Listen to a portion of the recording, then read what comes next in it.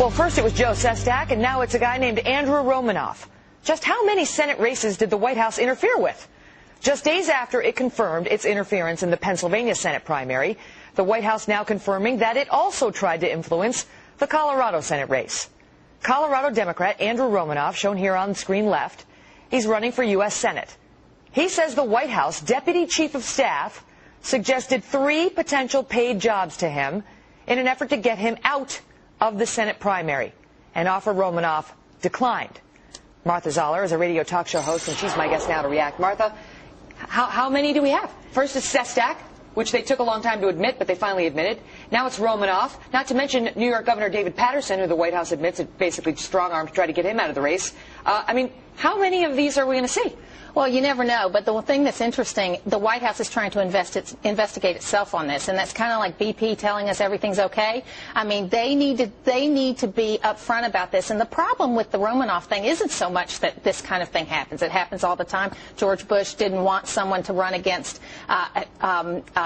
Specter when he was a Republican, but the problem is when they did this, they said, if you don't run, we'll give you this job, and evidently there's an email trail. Yeah, there is. And actually, this guy, Romanoff, actually released the email that he got from the Deputy Chief of Staff. This is a guy under Rahm Emanuel who offered him these 3 positions. They say it wasn't a firm offer. It was basically a discussion of the jobs. But why was this guy emailing 3 positions and their descriptions to Andrew Romanoff, if not to say, I'm going to get you one of these if you get out of this race? Look, people like contested primaries. Parties do not. And this president does not want contested primaries because they cost a lot, they weaken the candidates, and they go forward. But this is the wrong thing. And I don't know that we need an independent prosecutor. I wouldn't go that fine. But somebody besides Robert Gibbs and the White House need to tell us what's going on here. What about the Obama promise of transparency, of open government, of different government? He promised it was going to be different. We pulled up just this one quick soundbite, but there are tons of these from the campaign. This is what then candidate Obama promised. Tomorrow you can put an end to the politics that would divide a nation just to win an election. Really?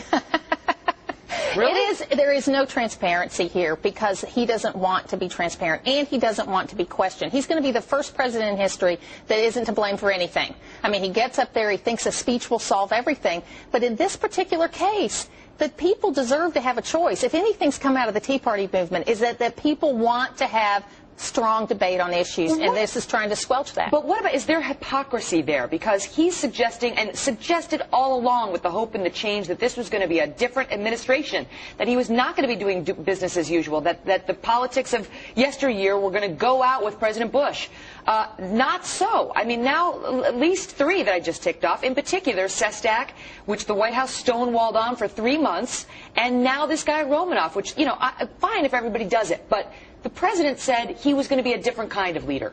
Well, and he isn't a different kind of leader. He plays the game the same way, the Chicago way. In fact, it's worse in many ways because there isn't transparency at all in these kinds of things until they get caught, and then they dump it on a Friday before Memorial Day or on this week where it's slow, and that's what they're trying to do. What will be the fallout? I mean, is this going to alienate the left and the right? Because, you know, the right, they're already dissatisfied with President Obama. Does this actually start ticking off some folks on the left that he is not the different person he promised he'd be? It's interesting. I participated in a panel last night with 4 liberal talk show hosts and 4 conservative talk show hosts. And the liberal talk show hosts are just as mad at Obama as the right is, but for different reasons. They don't think he's going far enough. They think that he needs to do more. I think this could hurt him in the long run. But the key is you got to get through 2010. We won't know until November what the impact is going to be. We'll see how many candidates are still in the race by then. Well, I tell you what, there's, what is it, something like 5,000 people running for Congress this year? It's incredible the number of candidates that are in there. And who knows how many revelations will come out about who's been messed with. I think we have a few more to come. All right, Martha Zoller, thank you so much for your insights. Thank you.